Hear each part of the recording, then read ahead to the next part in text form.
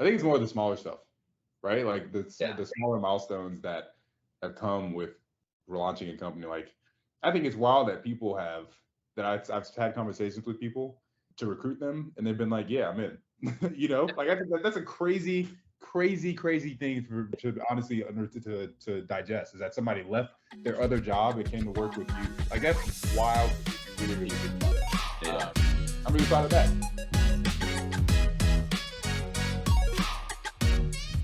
Okay, today I'm joined by my good friend Toby Egbuna, who is based out of Atlanta. We'll get the chance to hear from him and a little bit more about him in a second. But we'll start off by me honoring him today, and then hear about his story, and then hear who he wants to recognize today. All right, so Toby, I honor you for how you carry and apply yourself with dignity. I am a very energetic, at best passionate person who will jump when someone says to jump. Toby, as I've grown with you, I've noticed that you only commit yourself to endeavors when you have gathered the information that allows you to participate with the highest level of dignity. There's a fine line of there's a fine line between people who think in terms of not yet and those who think in terms of not until. Not yetters, like me, have a hard time articulating what they're waiting for. Not untillers have a hard time overexerting themselves. I want to live my life with a high level of dignity, but often I find myself not knowing what I'm waiting for. But you never stop moving. You push me in entrepreneurial decisions. You ask great questions when it comes to like relationships, and you execute great events when it comes to your friends. I'm lucky to have a friend with so many overlapping interests, and I'm blessed to benefit from the high level of dignity that you bring to all of your intentions. I love you. I honor you, Toby, and I'm grateful for our friendship. No, I thought that was lovely. Wow, I've never heard myself described as not until, but it's very accurate. Yeah, you nailed it. So yeah, good one. Right on, right on. Will you elaborate a little bit on this kind of like reaction and hearing this for the first time? Yeah, yeah. I mean, I definitely think I am a I don't like being bad at stuff, Hmm.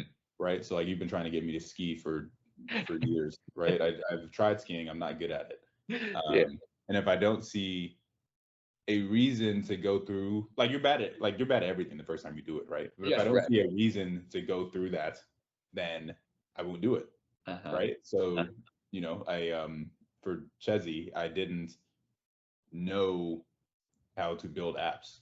But Yeah, like if I didn't learn how to build apps, then we wouldn't have a company. So I had to right. learn. You had to go through being bad at it so I can get good at it. Skiing, there's no end game for skiing. So I'm like, if I never get good at skiing, it's totally fine. My life will probably be just okay. So um that's yes, the not until it's you very accurate, and I would 100% agree. Yeah, awesome. To get to know you a little bit better, we'll start pretty broadly here and just tell us a little bit about where you're at in life today. Yeah. I have a hard time when people ask me that question because I almost always default to like where I am from a work standpoint, which is probably part of what they're asking, but a lot of times people are just asking how you personally are doing. So I'll start personal first. Personally, I'm doing really well. I'm in Atlanta. Family is healthy. I've had a lot of time just here in Atlanta. I was traveling for a good amount, like doing a lot of weddings and things like that, and starting to feel a little burnt out. So I am, in my home. I'm planning on smoking my first brisket this weekend. Big one coming. Yeah, I got my butcher paper and everything. Yes, Um, and on the work perspective, things are also good. We brought on our lead engineer that we were looking for about 2 months yes. this week. We've gotten some more customers. We're growing revenue and fundraising. Fundraising sucks. I will not lie to you. Fundraising is not the best, but we see there are multiple doors open. So I'm hoping that one of those doors becomes, a check for us. So all in all, things are good. Yeah, yeah, right on. And for people hearing, uh, you know, for the tens of people hearing for the first time, will you tell us a little bit about this company of yours, just for a little bit of context? Yeah. So Chezi is a platform to help companies build more impactful employee resource groups. So generally, if you're not familiar with employee resource groups, aka ERGs, they are these internal employee-led communities that over 57,000 companies, including 90% of the Fortune 500, already have. So think like women at Amazon, Black at Facebook, etc. The challenge for ERGs is that they are extremely difficult to manage. Most companies use a combination of Slack, spreadsheets, distribution lists, a bunch of disjointed and independent systems to manage their employee resource groups.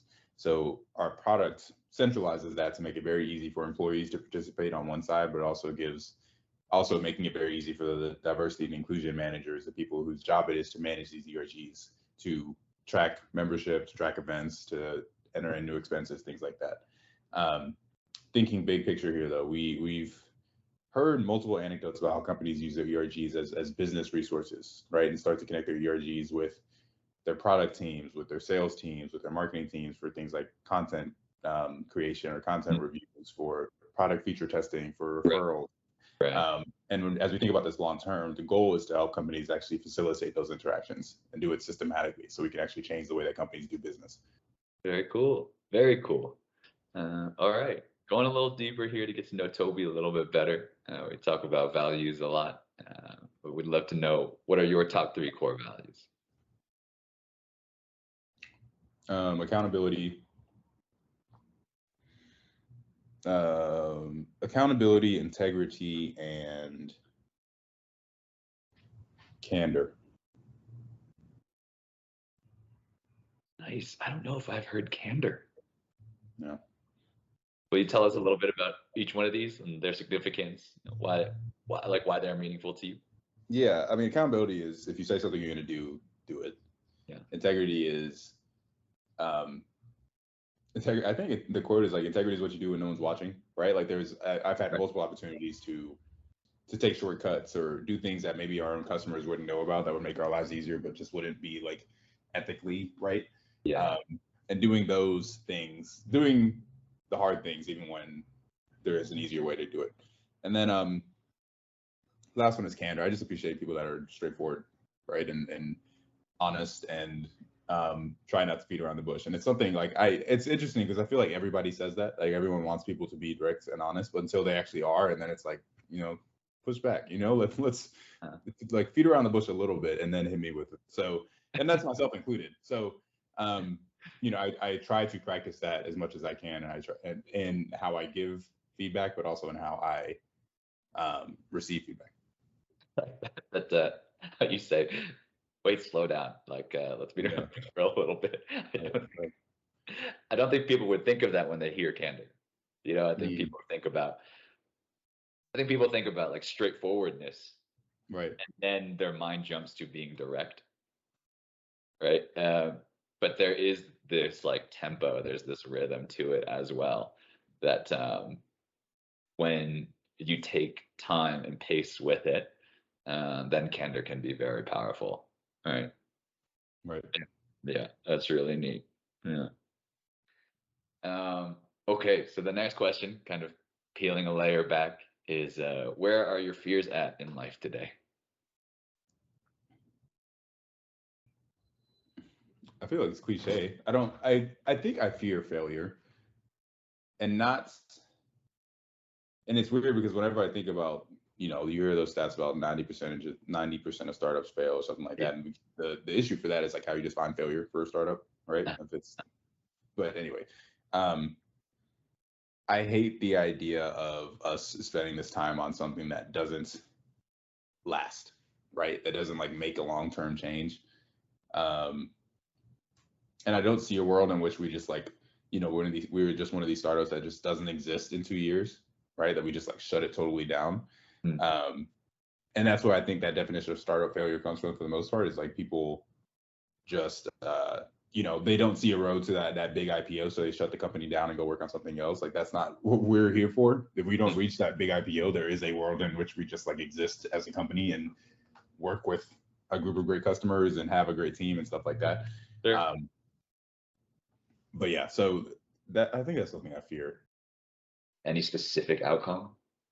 Yeah, I mean, with Chezi specifically, I think like an outcome where in 3 years, like people ask me like, oh, what, how are things with Chesney? And I'm just like, oh, we're not working on it anymore. Gotcha. Like, and it's not like, oh, we sold it or we went public, something like solid outcome. Like just a world where it's just kind of fizzled out. I just can't stand, the thought of. Yeah. I got you now. Yeah. Okay. That's the big thing. Yeah. Anything else you'd like to add? I'm not the best public speaker. I think that would be one. I have we're pitching in this pitch competition next Wednesday. It's supposed to be in front of like a big crowd. Yeah. There was a demo day that we did for the AWS accelerator that we got into, and I feel like I practiced. I was so confident, and then I just walked on that stage, man. It was like, and it was fine. Yeah. But it just wasn't the aura that I wanted to give off. And I think maybe this is a fear, but I feel like I am a very top tier founder. Like I am dedicated. I think about this a lot. I'm good at communicating what we want to do. I'm like good at recruiting. I am quick to learn. I'm not going to say I don't make mistakes, but I will learn from those mistakes and make sure that they don't happen again. Yeah. And I hate the idea of someone meeting me or hearing me talk and walking away thinking anything other than what I just said. Right? Like if you're not going to bet on our company, it should be because you don't think the market is big enough or, like the recession's happening, but like it should not be a bet against this founder. That's the thing for me. So maybe that's a fear. Yeah.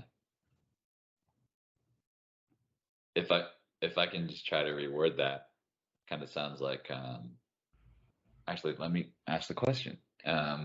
Would you say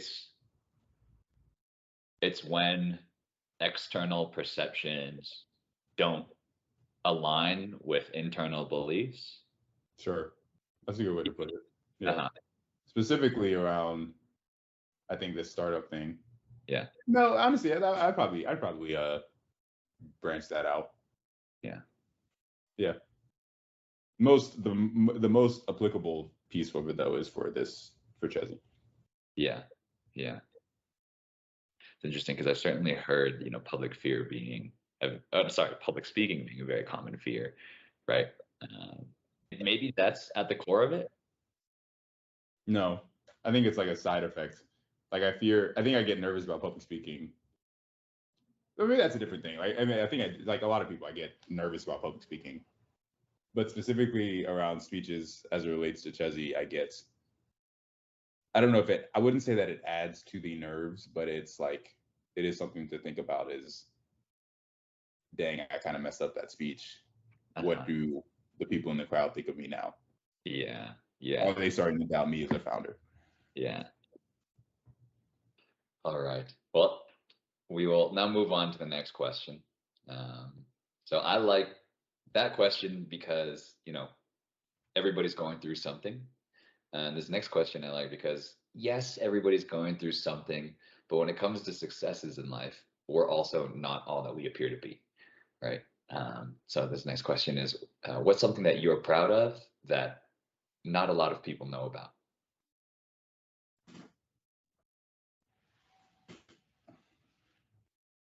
I'm not good at celebrating wins.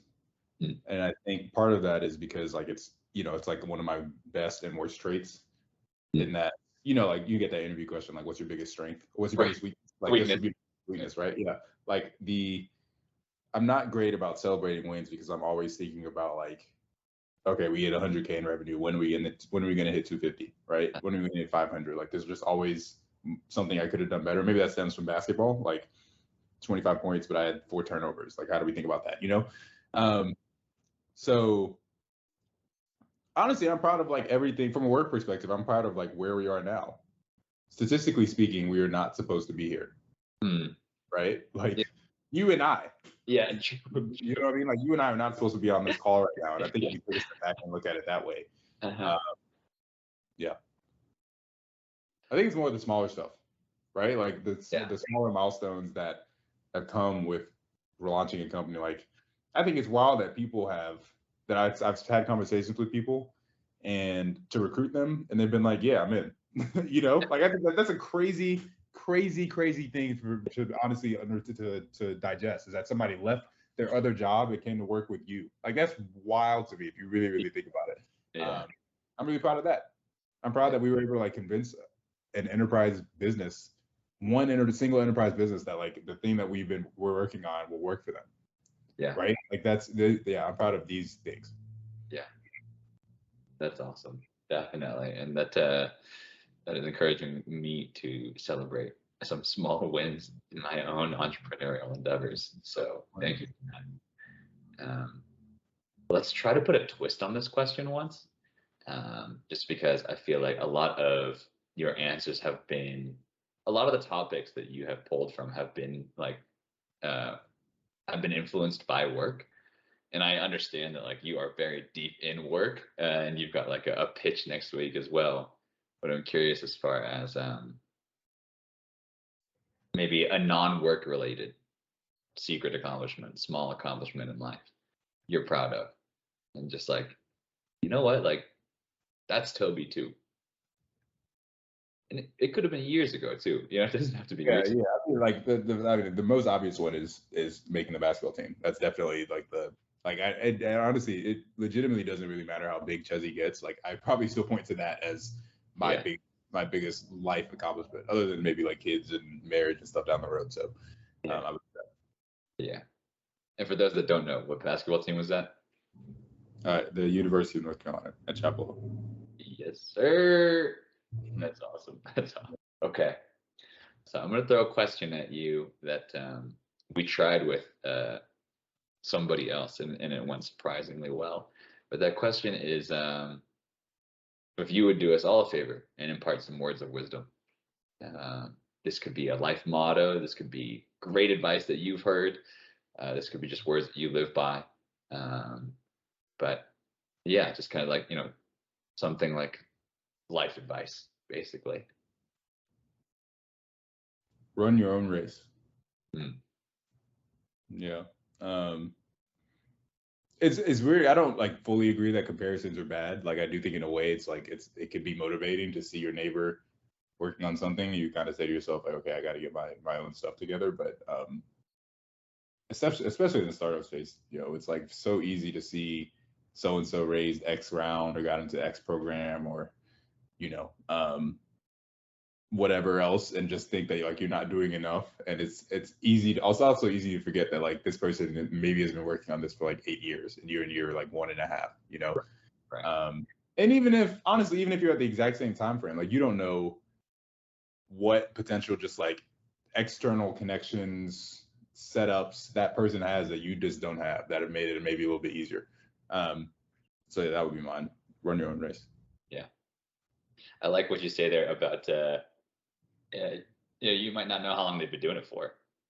That's something that, like, I've kind of started hacking my own brain with, where like I go to the gym, for example, and if I'm feeling kind of insecure about somebody just putting up like, ridiculous amounts of weight, I don't ask them like, how much are you lifting? I'll ask like, how long have you been working out for? And then when they say like, yeah, like 4 years, 6 years, I'm like, oh, thank God. Okay, cool. I'm good. Like that's fine. All right. We're at the last question. My favorite question. This is my favorite question. And that question is, what is the best compliment that somebody could give you? This is one of your favorite questions. I still think back to you saying, I hope my son is just like you. That's just a magical compliment. It really is. It really is.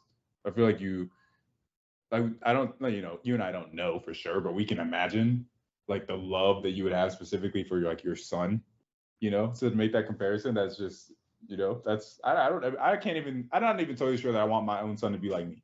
You know what I mean? So for you to say that about me is just crazy. Yeah. I feel like there's another one I received semi recently. So I went to my friend's wedding a couple of weeks ago in the Bay Area, and everybody gives speeches. The speeches at this wedding, top tier. Literally every single person that gave a speech was with the exception of like 1 or 2 people, just like crushed it. Yeah. Anyway, a couple of our mutual friends were giving speeches about this guy. just talking about like how he's like the glue person. Like he's the person that'll just like call you on a random Tuesday just to check in on you, right? He's just like that Yeah. person. That I was like, I was like, one, he really is that person. Yeah. He is. But then two, I am not that person. And I started to think like, dang, I want to be like that. I want to be that. I would like to be that guy for like my own friends.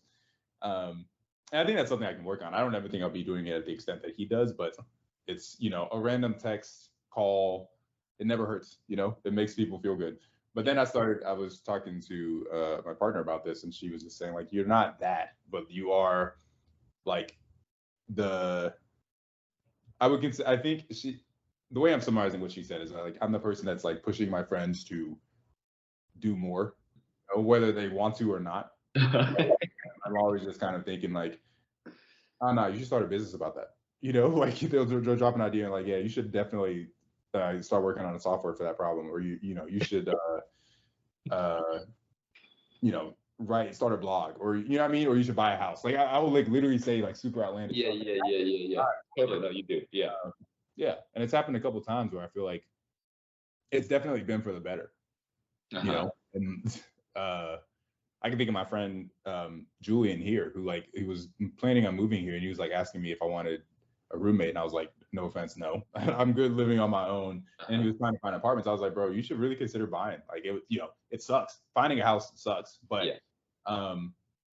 it's not that much different from renting. It's just one big expense that comes out of your bank account every month, and the only thing you really need to worry about is like the upfronts, the down payment. And then he bought a house and he moved here. And it was like, now we both have houses. And I like, I don't think it wasn't that like it's not that I'm the reason that he bought a house, but I think little just nudges like that help people realize like, oh yeah, like I could buy a house.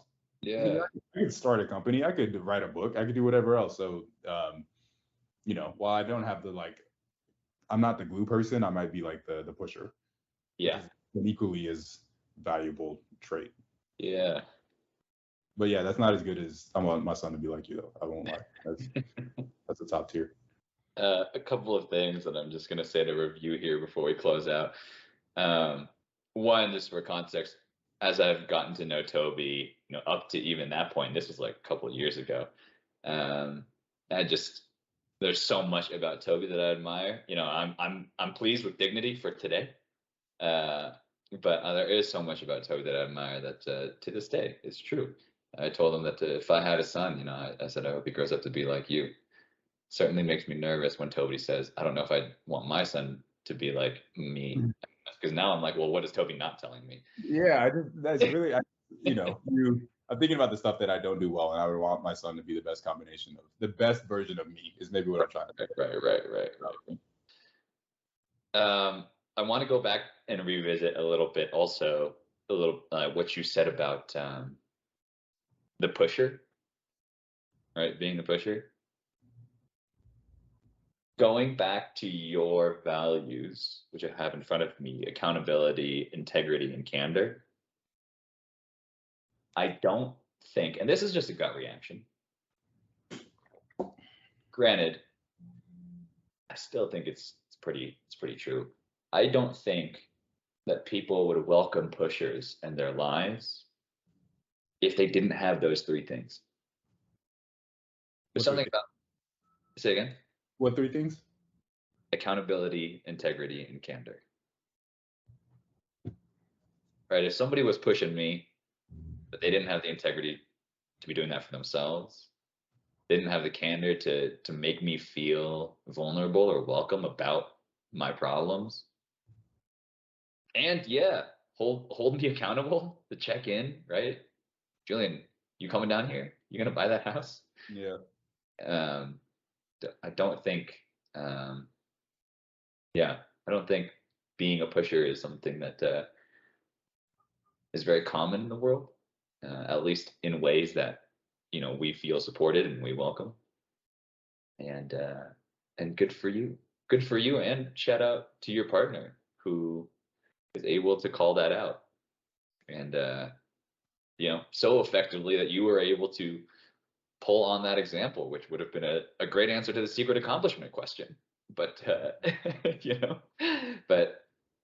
for whatever reason, how she worded it made that much more within reach, a lot closer than the way that I did. It's, seeing the big picture is awesome, and thank you for sharing. Yeah, man. Of course.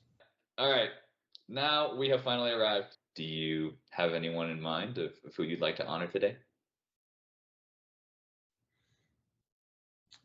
I would like to honor Matt Millington. You met Matt. I have not met Matt. You have met Matt. I have met Matt. Yeah, Matt. Yes, yes, Yeah, yes. yeah. I would like to honor Matt. He is I just feel like he's just grown a lot in the last 3-4 years. And not to say that like I've just been the super mature person, but No, I know. Yeah, in multiple in multiple ways. I'm very proud of Matt and just like the where he is and in life and mentally and emotionally and all that stuff too. So I think he would have a good story right. story to tell. Tell us a little bit about who Matt is and like your relationship with him. Yeah. Matt is he was so in college. I call him a college roommate.